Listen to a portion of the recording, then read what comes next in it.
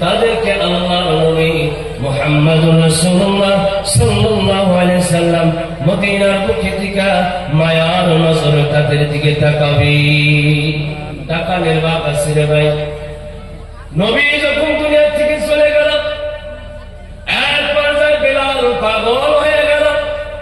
বেলাল আবু বকরকে বলল, আবু বকর রে, আমি আর মদিনার বুকে থাকতে চাই না রে আবু বকর। কেন রে আবু বকর, কেন থাকবি না? তোর কি কোনো অভাব হয়েছে না? কেউ ভালো মন্দ বলেছে? বেলাল বলে, না, আমাকে কেউ কিছু বলে নাই। যেই মদিনায় নবীর দিদার পাওয়া যায় না, ওই মদিনায় বেলালের মনটা ভালো লাগে না।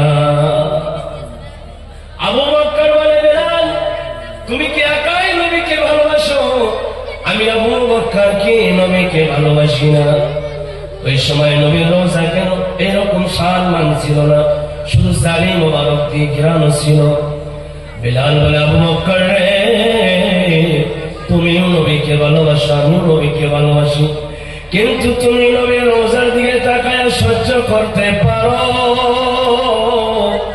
আমি বেলাল যখন নবীর রোজার দিকে তাকাই, আমার কলিজাটা যেন ছিঁড়ে যায়, আমার কলিজা সহ্য করতে পারে না। তাই বলেছিলাম, এই নবীর ঘরের দিকে তাকানোর দুইটা ভাগ আছে রে ভাই। একটা মায়ার নজরে, আর একটা অমায়ার নজরে ভাই।